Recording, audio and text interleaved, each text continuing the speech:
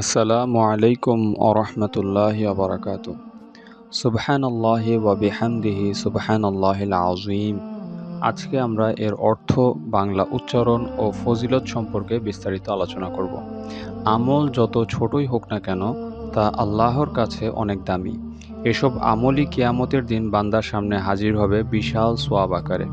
তাই কোনো আমলকেই অগ্রাহ্য করা উচিত নয়।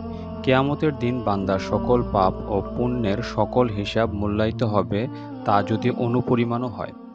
আল্লাহ পাক পবিত্র কোরআনুল কারিমে বলেন, সেদিন মানুষ বিভিন্ন দলে বিক্ষিপ্ত হয়ে প্রত্যাবর্তন করবে, কারণ সেদিন তাদের নিজ নিজ কৃতকর্ম দেখানো হবে।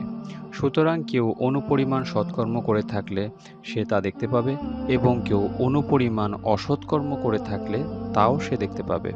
সূরা জিলজাল আয়াত 6-8।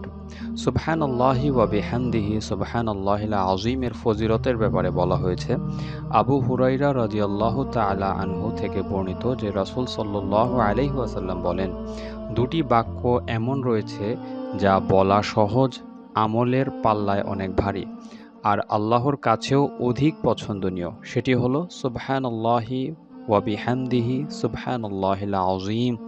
বুখারী হাদিস নাম্বার 6406। সুবহানাল্লাহি ওয়া বিহামদিহি সুবহানাল্লাহিল আযীম এর অর্থ হচ্ছে, মহান সেই আল্লাহ এবং তারই সকল প্রশংসা। মহান সেই আল্লাহ যিনি সর্বোচ্চ মর্যাদার অধিকারী। জাবের রাদিয়াল্লাহু তাআলা আনহু থেকে বর্ণিত যে এক হাদিসে রাসূল সাল্লাল্লাহু আলাইহি ওয়াসাল্লাম বলেন যে ব্যক্তি শুধু সুবহানাল্লাহিল আযীম ওয়া বিহামদিহি এতটুকু পাঠ করবে, তার জন্য জান্নাতে একটি খেজুর গাছ রোপণ করা হয়। সুবহানাল্লাহ। তো আমরা অবশ্যই ইনশাআল্লাহ চেষ্টা করব এই ছোট্ট আমলটি প্রতিদিন করার জন্য। এবং যারা এখনও আমাদের এই চ্যানেলটিকে সাবস্ক্রাইব করেননি, তাদেরকে বলব যে অবশ্যই আমাদের এই চ্যানেলটিকে সাবস্ক্রাইব করে আপনারা আল্লাহর দলের একজন সদস্য হতে পারেন। আসসালামু আলাইকুম।